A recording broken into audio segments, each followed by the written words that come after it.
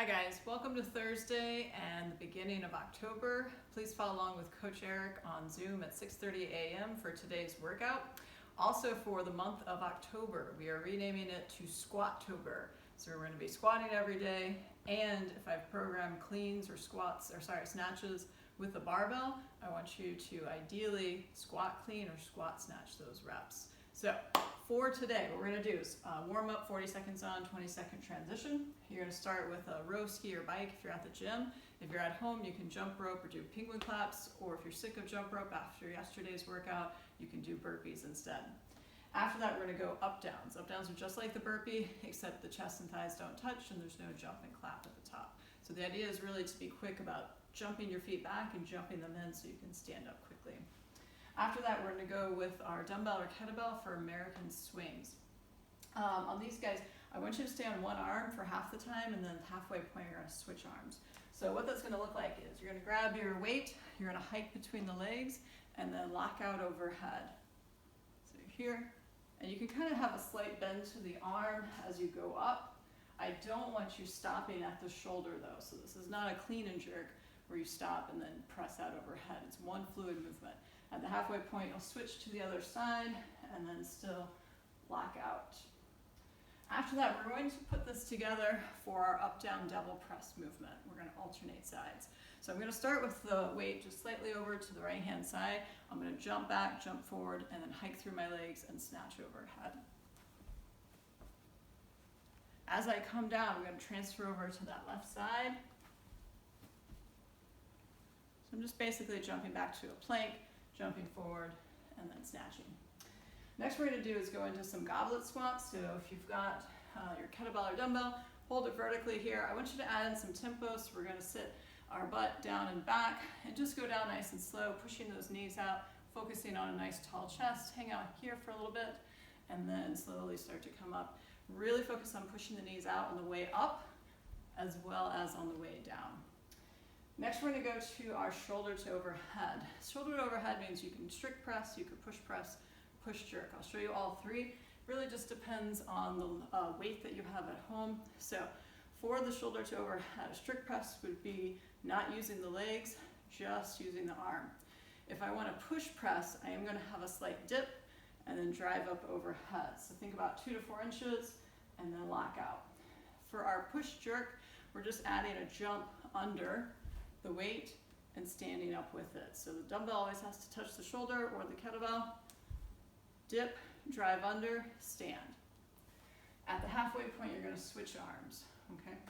After that, we're going to go close grip push-up. So for this, I just want your hands relatively close together for your push-up.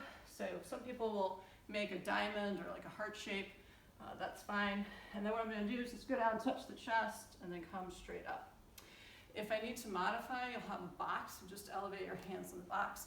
I like the box option because it gives you a full range of motion, whereas if you go to the knees, it really limits that range of motion. So it's not my favorite way to scale. And then lastly, we're just going to do some unweighted Russian twist. On these, I want you to keep the heels down. Really focus instead on the twist. So full twist to the right, full twist to the left, and you're just tapping your hands. If you're doing this correctly, you should feel it in the obliques, maybe a little bit in the lower back muscles as well. So for today, guys, we've got two parts. We're going to start with our strength part, which is actually going to be a Tabata format. We're going to get in our goblet squats right off the bat. So we're going to go 20 seconds on, 10-second rest. After 8 rounds of that, so 4 minutes, you're going to have a 2-minute rest. Then we're going to go into our closed grip push-ups. Ideally, I want you to have your hands on the weight, or like I said before, you can scale by elevating your hands on a box. After we do our 8 rounds there, we're going to go 2-minute rest and then finish off with a weighted Russian twist. So for this strength part, I want you to focus on 2 things: quality in terms of your reps and your movement, and 2, consistency, meaning pick a target number, try to hit that number every round. So what you don't want to do in a Tabata is have a really high number, let's say 10, and then by the end of the Tabata, you're only doing 1 rep because you're just so tired.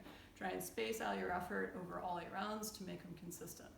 So in terms of the closed grip push-up on the dumbbell, I'm just going to sit it up here. If I had a kettlebell, I would just put my hands on the bell, and then from here, I'm going to do that same motion, go down, touch the chest, and then press straight up.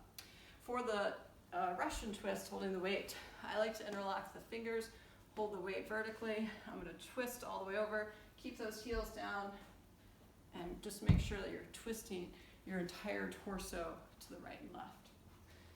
After we finish up our strength portion, we're going to go into our WOD, which has 2 pieces. So these are both going to be EMOMs every minute of the minute for 5 minutes. You're going to start with 8 of those alternating dumbbell or kettlebell up-down devil presses, 50 pounds for the guys, 35 pounds for the ladies. It's the RX. And then you're doing max calories in the time remaining, or if you're at home, double unders or penguin claps or burpees. After a 2-minute rest, we're going to go into the second EMOM, which is going to be 10 shoulder to overhead. I want 5 on the right arm and then 5 on the left arm, and then your max calories or reps. So the thing here is there's no rest until the end of the 5 minutes. So as soon as you get in your devil presses, you're going to go to your machine, hop onto as many calories as possible, or grab your jump rope or burpees or whatever. As soon as the next minute hits, you're back onto your weight doing your devil presses. There's no rest. Okay, so just make sure you're working for the entire 5 minutes. After the 5 minutes, you do get a 2-minute rest period. So that's where you want to catch your breath, get your heart rate lowered, and then you're going to go to those shoulders to overhead. So you go 5 on one side, 5 on the other, and then your calories or reps, okay? What we're gonna score is your total number. You should have about 30 seconds every minute to get max number of calories or reps. If you have less than that, I want you to scale the number of reps on the first one down to 6, and on the second one down to 8, so 4 on one side, 4 on the other. If you have a lot more time than 30 seconds, I want you to increase that first number to 10, the second one to 12. But ideally, 30 seconds of our strength movement, 30 seconds of our conditioning, and we're going to do that continuously for 5 minutes. So be sure to tally up total number of calories or reps, put those in the comments below, or in Zen Planner, and any modifications that you made to the movements. In terms of daily mobility, be sure to follow along with Coach Eric on Zoom. If you're at the gym, I would suggest hitting your quads, the inner thighs from all those goblet squats, and then probably some snow angels from the upper body work with the push-ups. Guys, I hope you have fun with this. As always, move well, good luck.